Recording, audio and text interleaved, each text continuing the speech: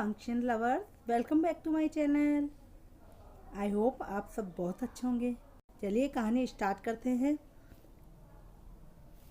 Amusement park की मस्ती भरे दिन के बाद विंग, लेंजा और बाकी सभी स्कूल वापस आ जाते हैं। अब विंग और लेंजा और शेनवी और युनलान ऑफिशियल कपल बन गए थे, लेकिन अभी भी स्कूल में कुछ लड़कियां लेंजा और शेनवी के साथ फ्लर्ट करने की कोशिश करती रहती थी।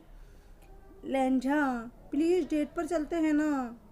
विंग ने उसके कंधे पर अपने गालों को सहलाते हुए बड़े प्यार से कहा। ये देखकर जो लड़कियां लेंजा को वासना से देख रही थी, विंग को घूरने लगती है। Wing, stop it, seat properly और क्लास खत्म होने का वेट करो। लेंजा ने विंग को जेंटली पुश किया, जिससे विंग ने पाउटी फेस बना लिया। लेंजा, you are not a fun. ये कहकर विंग खड़ा हुआ और जियांग चैंग के पास गया, जो अकेला बैठा था। जैसे ही विंग उससे कुछ पूछने वाला था, अचानक विंग को असहनीय दर्द होने लगा। वह अपने घुटनों पर बैठ गया और जोर जोर से सांस लेने लगा, जैसे उसे सांस लेने में कठिनाई हो रही हो। वह अपना सिर पकड़कर जोर जोर से कराहने लगा। लेंजा तुरंत विंग के पास चला गया और उसे शांत करने की कोशिश करने लगा। जाऊं युनलान विंग को ऐसे देखकर घबरा गया, जबकि जियांग चैंग और जिंगचैन भी चिंतित नजर आने लगे। विंग ने कुछ बोलने की कोशिश की, लेकिन वह नहीं बोल पाया। उसका विजन धीरे धीरे ब्लर होने लगा। उसकी सांस उखड़ रही थी। विंग ने खड़े होने की कोशिश भी की, लेकिन वह वापस नीचे गिर गया। लेकिन इससे पहले कि वह फर्श से टकराता, लेंजा ने उसे पहले ही पकड़ लिया। लेंजा ने विंग को अपनी बाहों में उठाया और कमरे से बाहर निकल गया। अन्यों ने उनका पीछा किया और वे सभी छत पर चले गए। विंग धीरे धीरे बेहोशी में जा रहा था, लेकिन वह कोशिश कर रहा था कि वह होश में रहे। लेंजा उसे चिल्लाकर कुछ कह रहा था, लेकिन विंग कुछ भी नहीं सुन पा रहा था। अंत में विंग ने हिम्मत खो दी और उसकी आंखें बंद होने लगी। धीरे धीरे उसके सामने अंधेरा छा गया। लेंजा ने विंग को जगाने की बहुत कोशिश की, पर विंग बेहोश हो चुका था। दूसरी तरफ जब जिन गुआंगयाओ वैन रूहान का संदेश लेकर स्वर्ग में गया था और उसने अपना अनुरोध किया था कि उसे मार डालो, एल्डर लैन किरेन हैरान होते हुए पूछते हैं, क्या? जिन गुआंगयाओ जवाब देने से पहले मुस्कुराता है। मेरी विनती है कि आप मुझे मार दें, मैं अब और नहीं जीना चाहता। ये कहते हुए जिन गुआंगयाओ की आंखों से एक आंसू निकल गया। वह फिर से उसकी तरफ देखता है, लेकिन वह अभी भी उसकी तरफ नहीं देख रहा था। जिन गुआंगयाओ उदास मुस्कान से मन ही मन सोचता है, मुझे लगता है यही मेरी किस्मत है। नी मिंगजू और मैं एक दूसरे के लिए नहीं बने हैं। जिन गुआंगयाओ, मैं आपसे अकेले में बात कर सकता हूँ? किंग लैन सिचेन ने पूछा। जिन गुआंगयाओ ने हाँ में सिर हिलाया और किंग के साथ दूसरे कमरे में चला गया। तुम मरना क्यों चाहते हो? राजा ने उससे शालीनता से पूछा। महामहिम, मैं अब थक गया हूँ। मैंने बहुत कोशिश की कि वह मुझे नोटिस करे। जब मैं स्वर्ग में एक एंजल था, तब भी उसने कभी भी मुझ पर ध्यान नहीं दिया, चाहे मैं कितनी भी कोशिश कर लूँ। और जब मैं फॉलन एंजल बना, तब भी उसने मेरी तरफ एक बार भी नहीं देखा। मैं उसे ये एहसास दिलाते दिलाते थक गया हूँ कि मैं उससे कितना प्यार करता हूँ। इसलिए अब मैं जीना नहीं चाहता। मैं किसी ऐसे व्यक्ति से प्यार करते करते थक गया हूँ, जो मुझे रिटर्न में प्यार नहीं दे सकता। ये कहते कहते जिन गुआंगयाओ टूट गया और जोर जोर से रोने लगा। लैन सिचेन ने उसे सांत्वना दी। तभी वहाँ एक और उपस्थिति पर उसकी नज़र गई। वहाँ नी मिंगजू खड़ा था। क्या तुम वास्तव में ऐसा चाहते हो, ए याओ? नी मिंगजू ने मेंग्याओ से पूछा। आप दोनों आपस में बात कीजिए। इसी के साथ राजा उन्हें वहाँ अकेला छोड़कर चला जाता है। ए याओ, मेरी तरफ देखो। मेरे सामने फिर से कहो कि तुम मरना चाहते हो। क्या वाकई तुम्हें लगता है कि मैं तुम्हें बिल्कुल नोटिस या पसंद नहीं करता? नी मिंगजू मेंग्याओ पर गुस्से से चिल्ला रहा था। आप ये सब मुझे क्यों बता रहे हैं? अब आपको क्यों परवाह है? बताओ क्यों? क्यों? जिन गुआंगयाओ ने गुस्से से नी मिंगजू को दूर धकेल दिया और उसकी आंखों से आंसू लगातार गिरने लगे। ए याओ, मैं तुम्हें बहुत पहले से चाहता हूँ, लेकिन मुझे अपने दायित्वों के आगे उन भावनाओं को पीछे छोड़ना पड़ा। मैं कुछ भी नहीं कर सका जब तुम फॉलन एंजल बने। मैंने सभी को आपको वापस लाने के लिए मनाने की कोशिश भी की, लेकिन वे नहीं माने। नी मिंगजू ने याओ को कसकर गले लगा लिया। आप ये सब अब मुझे क्यों बता रहे हैं? क्यों? मेंग्याओ फिर से जोर जोर से रोने लगा। क्योंकि मुझे डर था कि वह मुझे भी यहाँ से निकाल देंगे। मैं ऐसा नहीं कर सकता था क्योंकि मैं अपने छोटे भाई को यहाँ अकेला नहीं छोड़ सकता था। मैं आज भी तुम्हारा वेट कर रहा हूँ। इस समय भी स्वर्ग के एल्डर्स आपको देशद्रोही समझते हैं। मैं सिर्फ अपने गुस्से को दबाकर चुप रह सकता हूँ। नी मिंगजू ने रोते हुए मेंग्याओ का चेहरा उठाया और उसके आंसुओं को पोंछा। तो तुम मेरे साथ रहोगे हमेशा? क्या तुम भी मुझसे प्यार करते हो? मेंग्याओ का दिल बहुत तेजी से धड़कने लगा था और उसके चेहरे पर एक मुस्कान आ गई थी।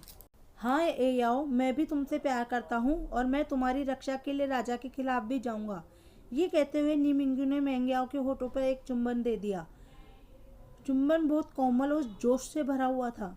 तभी वहाँ पीछे से ताली बजने की आवाज़ आई तो उन्होंने अपना किस ब्रेक किया और पीछे देखा।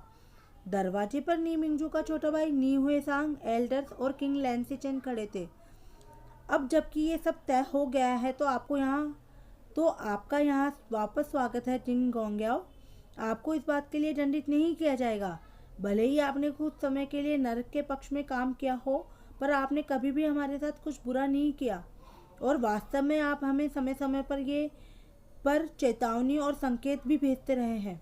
ये सुनकर मेंग्याओ मुस्कुराने लगा कि अंत में वह वापस अपने स्थान पर आ गया है जहाँ उसे होना चाहिए। अब हम युद्ध के लिए क्या करेंगे? तभी लैनी ने पूछा। स्वर्ग को तैयार होना चाहिए क्योंकि नर्क पहले ही हमारे लिए परेशानी बन गया है और अब वो विंग और नेफिलिम को पाना चाहता है। दूसरी तरफ बेहोश हुए विंग को देखकर लेंजा घबराकर पूछता है, इसे ये क्या हुआ है?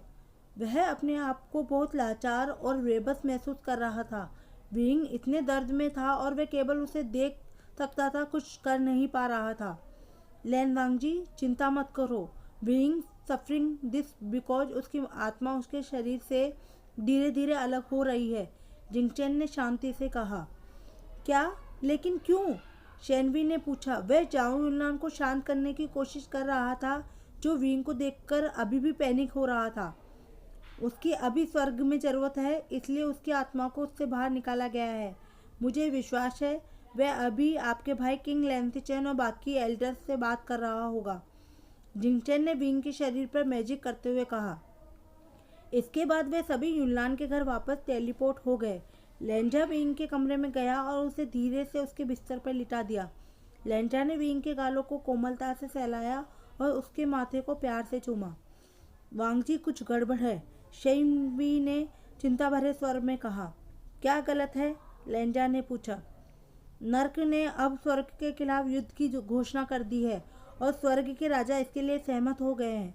अब हम सभी को बचाने के लिए केवल वही है जो उक्त भविष्यवाणी में कहा गया है। जियांग चेन ने लेंजा को ग्लेर देते हुए कहा। उसे वास्तव में किसी पर विश्वास करने में कुछ समस्याएं होती है। कौन सी भविष्यवाणी? शेनवी ने जाओ युनलान को गले लगाते हुए पूछा। जिस भविष्यवाणी को हमने सबसे छुपाया और कड़ी सुरक्षा में रख रखा है, इसमें पूर्ण कयामत और दुनिया के उद्धारकर्ता शामिल है और ये हमें ये भी बताता है कि डेमोन किंग को कौन हराएगा, जियो जिंगचेन ने कहा। लेंजा गहराई से सोचने लगा। मैंने इस भविष्यवाणी के बारे में सुना है, लेकिन किससे? अचानक उसे जुयांग की याद आ गई। वो भी इस भविष्यवाणी के बारे में जानता है, उसी ने मुझे बताया था। शेनवी, मैं चाहता हूँ कि आप उसे अभी यहाँ लाए, लेंजा ने आदेशात्मक लहजे में उससे कहा। शेनवी ने बेमन से युनलान को अपने आप से अलग किया और वहाँ से गायब हो गया। थोड़ी देर बाद वह फिर से प्रकट हुआ, लेकिन इस बार उसके साथ कोई और भी था। एयांग? वे सभी जियो जिंगचेन को देखने लगते हैं जो जुयांग को बहुत समय से लगातार देखे जा रहा था। यू ब्राट, तुमने अचानक से मुझे इस तरह किडनैप क्यों किया है? जुयांग ने शेनवी को मारना शुरू कर दिया जो अपने आप को बचाते हुए हंस रहा था। जुयांग, जो भविष्यवाणी तुमने मुझे बताई थी उसके बारे में मुझे फिर से बताओ। ये सब क्या है? लैन वांगजी ने पूछा, लेकिन उसकी नजरें अभी भी जिंगचेन पर टिकी हुई थी।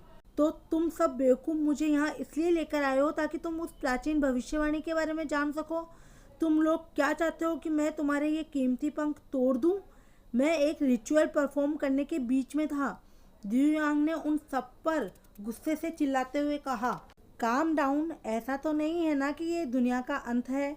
चेनवी ने जुयांग की पीठ को पैट करते हुए कहा तथा वापस जाकर युनलान को गले लगा लिया। आइश, नेवर माइंड, अब तुम सब ध्यान से सुनो।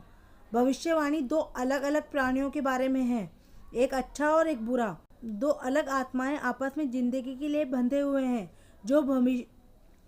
जो भविष्य में हम पर राज करेंगे और कयामत से हमें बचाएंगे। ये भविष्यवाणी हजारों वर्षों पहले भी घटित हो चुकी है और अभी ये दोबारा घटित होने जा रही है। जू यांग ने विस्तार से समझाया, लेकिन वह जियो जिंगचैन की नज़रों को अवॉइड कर रहा था, जो उसके चेहरे पर ही रुकी हुई थी। और वे दो लोग कौन हो सकते हैं? जियांग चैंग ने पूछा, जो बहुत देर से चुपचाप खड़ा था।